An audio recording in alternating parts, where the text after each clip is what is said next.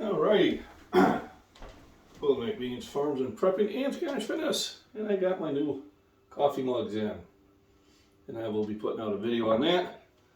You can get them on the SD shop of my daughters, Follow and Draw. I'm making bread today. I've already did the mixing part. That's the boring part anyway. And now I'm gonna, after proofing it the first time, I'll bring it out here and knock the air out of it. And then get it ready to put into the pans. So, first of all, what's nice is the oven now has the ability to hold the proofing temperature. So, put it in there to let it rise. Actually, it didn't rise as much as I thought it was going to. So I'm hoping that my yeast was good. But we'll find out. So what we do is we punch it down. I did see some air come out of it, so that's a good sign. And we add some more flour to it to get the consistency correct.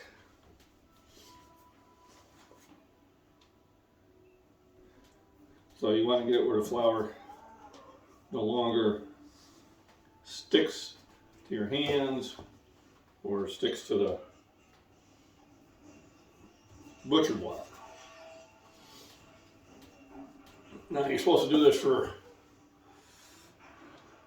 says 8 to 10 minutes. And what you can do is you can kind of see the air being pushed out of it. And I can do this with either bread pans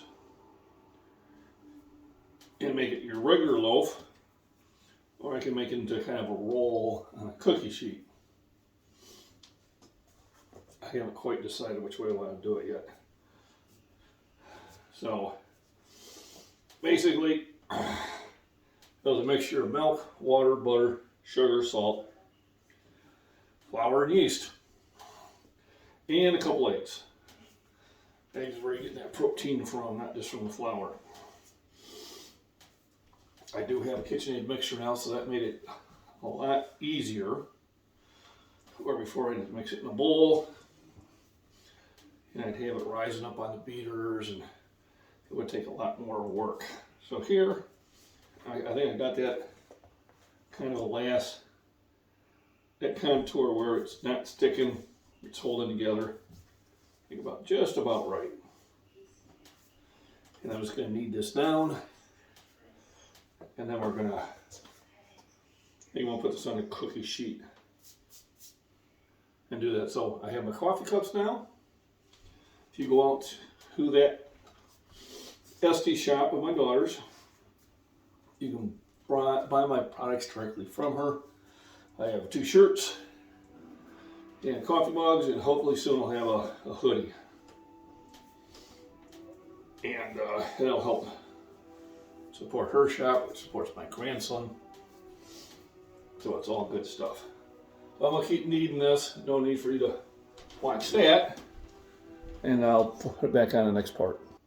Okay, now that I got it punched down, I divided it into 2 loaves. And I'm gonna grease the pan. So the idea of greasing the pan is to help keep the bread from sticking to it. You basically just grease the bottom and the 4 sides the best you can.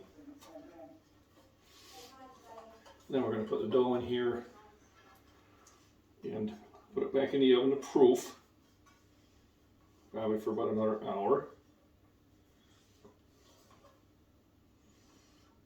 Before we actually bake it. So the one thing about making bread is it takes time. Anything good does. So getting it all mixed up is about, say, a half hour at the most.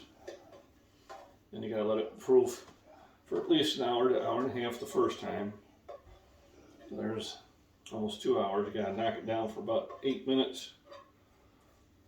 And then grease the pan, and let it sit for another hour before you bake it. So, well, at the time you made all the bread, you probably got about 3.5, 4 hours invested.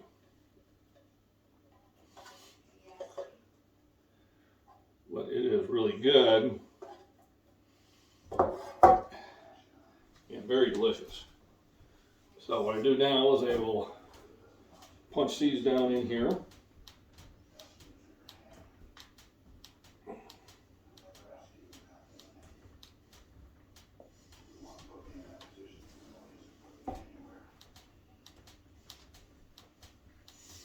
So it is fitting the pan nice and tight.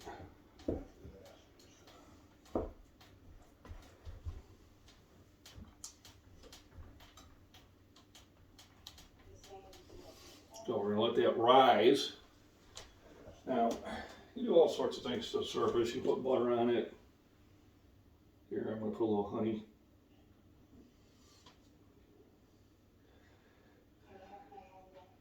Just to give it a little bit more flavor.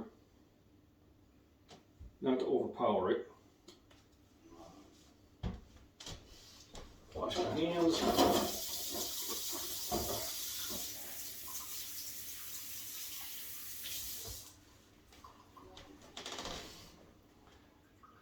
Then I'll cover these and put them in the oven to rise.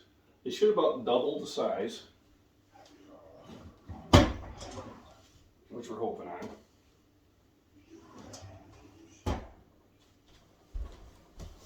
So I do have an oven that I can proof bread in now. I didn't have that before, and I used to have to kind of guess on bringing it up to a temperature and then kind of letting it idle. But it really was just guessing on the whole operation. Now I don't have to guess. So let it rise for an hour, and then we'll take a look at it again.